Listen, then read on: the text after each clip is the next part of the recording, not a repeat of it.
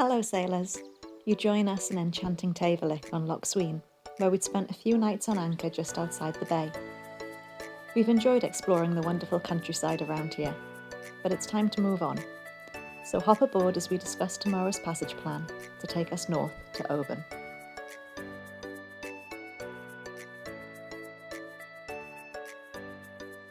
Just enjoying the sunset before we head off bright and early tomorrow morning. I think we have about a 4:30, 5 o'clock start. We're going to try and get up towards Oban tomorrow, but we don't think we can do it in one straight jump. We're going to have to sort of like stop halfway and wait for the tides to sort themselves out. I will let Rob explain further. So yes, as Faye says, tomorrow we're going to continue our quest north towards Fort William, where we'll be meeting some family in a couple of weeks, less than a couple of weeks now, and where we will also transit the Caledonian Canal back to the east coast of England. So going north tomorrow from Tayvallich, we've got a couple of things to really be aware of. One is the northward transit through the Sound of Jura, where we would like the tide going with us through there. The tide gets really strong there, 4 to 6 knots in certain places. So you really don't want that in your face. You want that going with you. But there is another stretch of very notorious water once we've passed through the Sound of Jura, the Dorus Mor, the Sound of Luing, and to the west of that, where we really don't want to end up, the Gulf of Corryvreckan. We don't want any of that nonsense. Lots of doom-mongery, and rightly so, you know, for that area. Really notorious, just at the south end there of the Isle of Mull. Really bad water. And going through kind of the Sound of Luing, we need the tide going with us there as well. There's no question about it. So that length of northward tide requires us to it's too long for one north-going tide, so we need 2 north-going tides. So as Faye mentioned, we're going to be getting up really early in the morning. We're going to be setting off at 5:30 a.m. to catch the northward tide going through the Sound of Jura. We will take refuge in the form of an anchorage in Crinan. We should be there about 9:30, 10 o'clock. We'll wait there for about 5-6 hours. Then we'll tackle the second flow tide of the day, so the tide going in, which is going northward in this part of the world, at about kind of 3 o'clock-ish. Now we should be catapulted through the Sound of Luing by the tide, and we should be at Oban maybe 6 o'clock, 7 o'clock at night. So a long day, but broken into 2. What we want to be careful of though is just going through the Sound of Luing, we don't get pushed westwards, because the tide breaks into 2. One of the tide goes westwards towards the Gulf of Corryvreckan, so we need to be watching out for that, and just making sure that we head north, which we will, won't we, Yui? Yeah, and this is the first time we've sort of done a lunch stop, so to speak, although it is breakfast time when we'll be doing it. It makes sense. The weather up there is more settled. The Isle of Mull protects from the north, west, and to the north and the west directions of the wind. The mainland protects from the northeast and the east, and all this neck of the woods that we're in at the moment protects from south and southeast and so on. We're getting really variable weather here at the moment, and we need a little bit more settled weather for the guests that we're going to be having on board. So it makes more sense to head northwards and take out the 4 6s, the 4 7s, and taking out some of the really strong tides. Here you've got very big islands and very narrow passages, which means you get a lot of really fast-going tides. So some of that is taken out of the equation by going north as well. And wind tunnels, as we found out on the way in.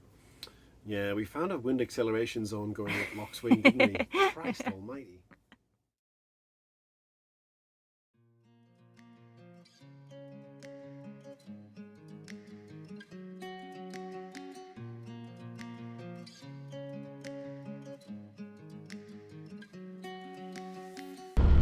The haze kind of captures the yeah.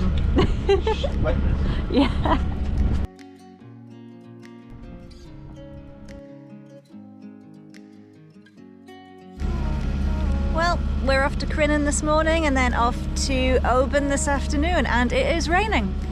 Of course it's raining, it's like late July. Of course it's going to be cold and wet. Always complaining.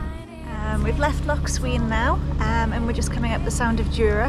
We've got Jura on this side, looking a bit hazy, and then we've got the mainland over here.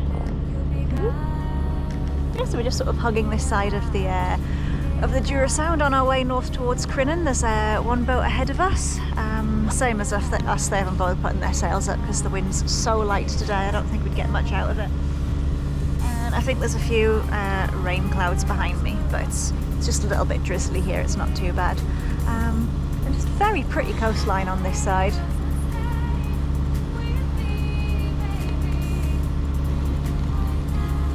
Yeah, so far all very relaxed.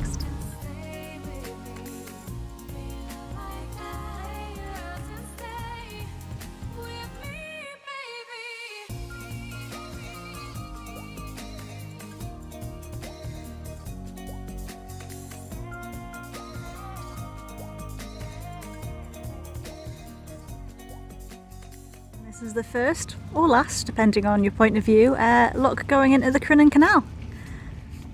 So we are in Crinan, just chilling for about 6 hours, waiting for the tide to take us round Dorus Mor and up to Oban. First part of the journey went so quickly, it was about 4 hours, maybe just 3.5, but passed by nice and chill.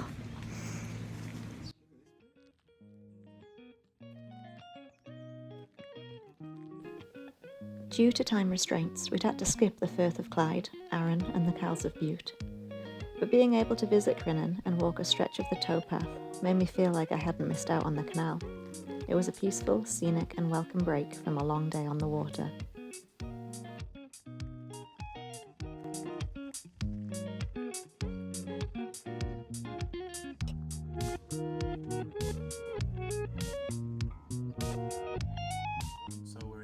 Which is very nice. It was an early start this morning, but no wind, flat sea, so just a motor around. Made it in good time, taking the dog for a walk.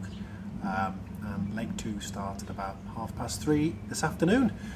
So we decided to have like a larger lunch. So we're in the Crinan Hotel, very nice place, little seafood bar, and they have famous fish and chips. They say it's famous. So like I've said before on this trip, we will be the judge. Right, how was it? Starting with the good things, tartar sauce was completely delicious. A bit of whole grain mustard in there, I like that. But no gherkins, so maybe that was to replace that, I don't know. The chips were fries, frozen fries, but fried well, but come on.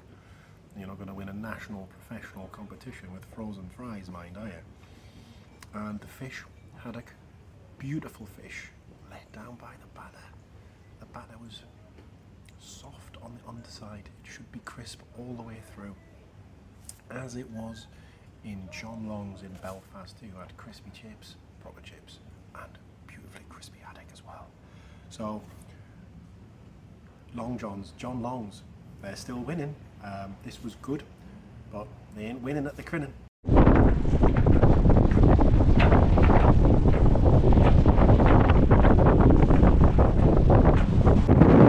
Right, we've had a rest, we've had a walk, we've had some food. Time for part 2. Dorus Mor.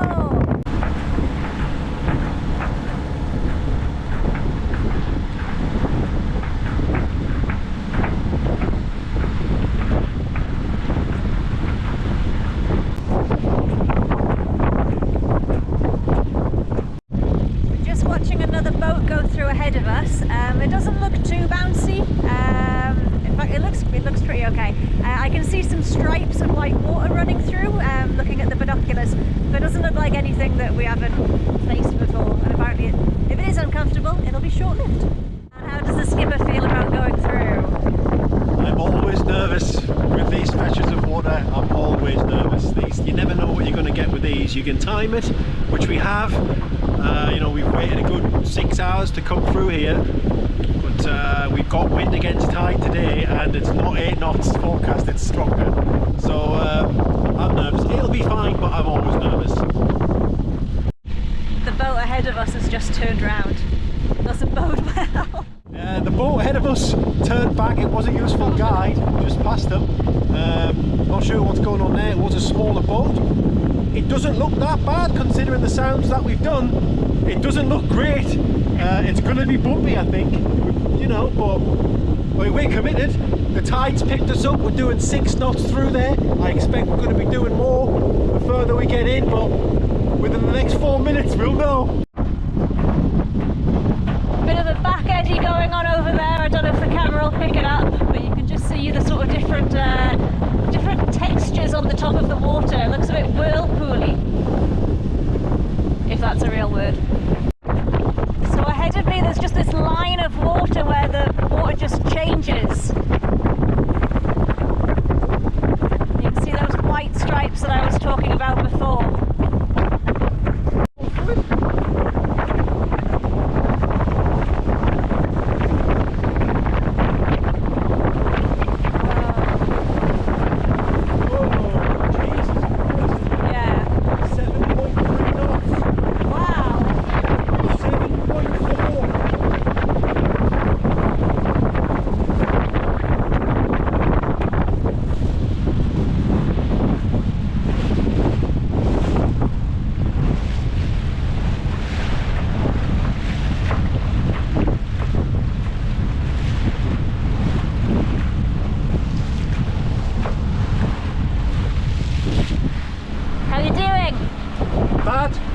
The definition of its bark was worse than its bite. It looked horrendous, but we just sailed through it.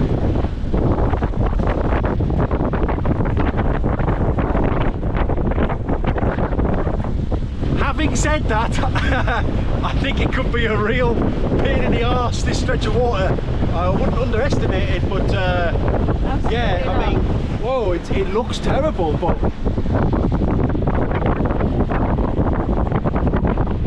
just these like very short, sharp, fast waves, weren't they? And yeah, it was the entrance was the worst. Yeah, we've still got a bit to get through before we get into anything a little bit softer. But we're doing alright. Rob's adrenaline is going a little bit nuts right now, and meanwhile,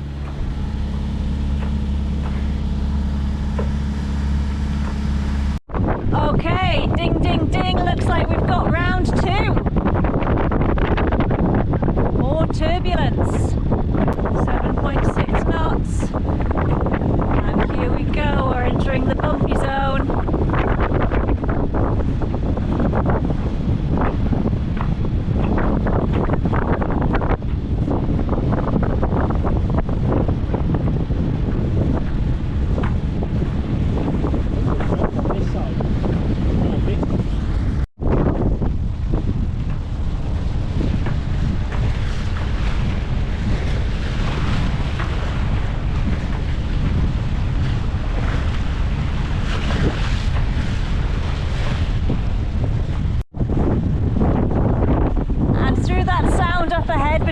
Two islands, and that is the notorious Corryvreckan.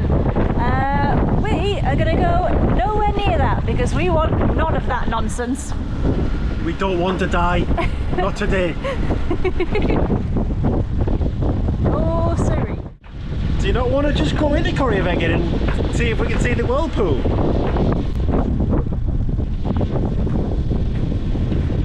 No. More weird patches. Rob just described them as more beep patches.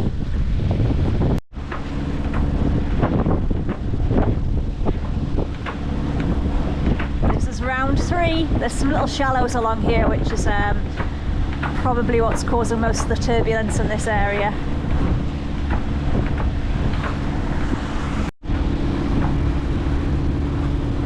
Weird water. So weird.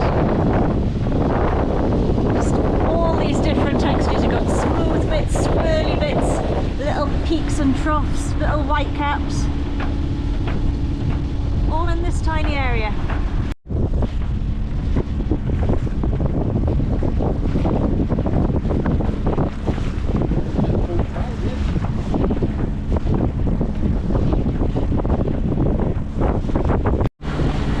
flow is up and so is our speed.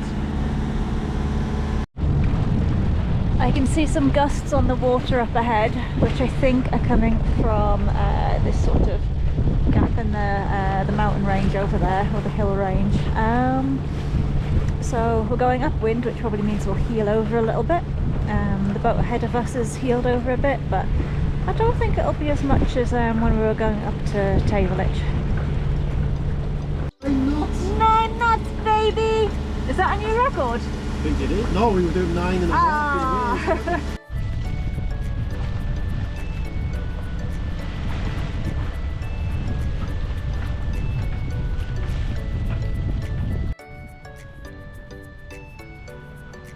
Weird water.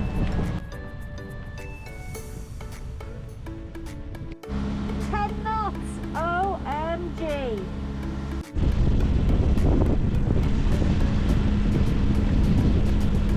Grim. Very grim.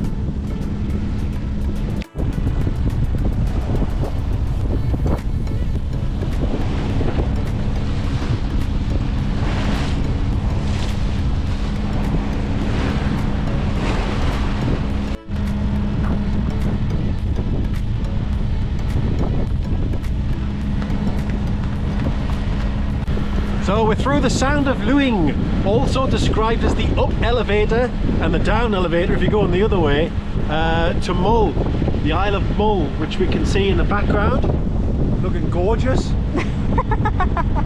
I'm sure it's looked better. It really, I guess, you know, we hit 10 knots there going through the Sound, and I think what it shows is that there's a big difference between tidal diamonds and actual tidal currents. Like if you looked at the tidal diamond for the Sound of Luing there, it was showing 0.7 knots north, and actually we had 5 knots of current. So it really pays to do your research on these sounds, these notorious sounds, because you might think, well, if it's only 0.6 of a knot against me, I'll just go south through it. But if you did, you'd be in all kinds of trouble. You'd be going backwards?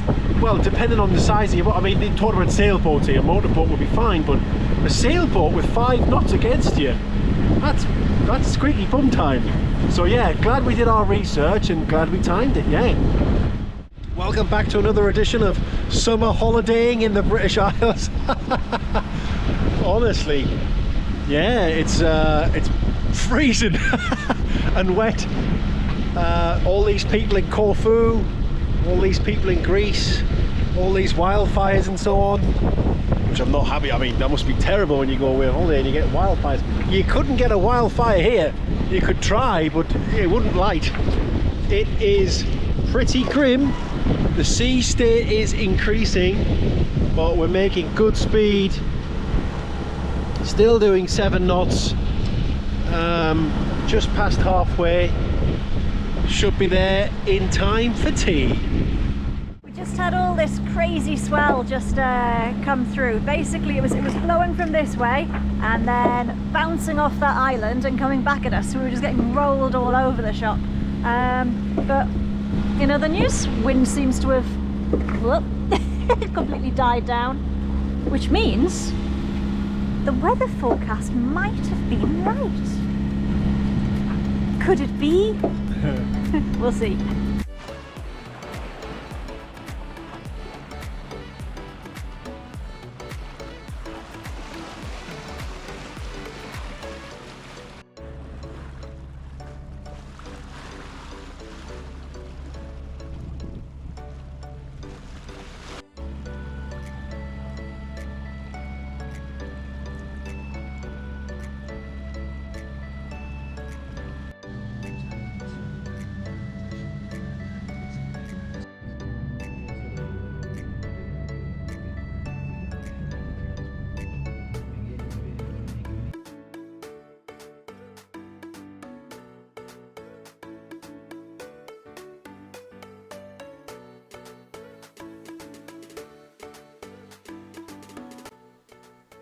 Darkness was creeping in when we finally made it to Corryvreckan. By the time we walked Uwe, the early start, 50 nautical miles, the sounds of Jura, Luing and Corryvreckan, not to mention Dorus Mor, had taken their toll on the crew. We were, for the first time this trip, too tired to eat. Until next time, sailors, fair winds.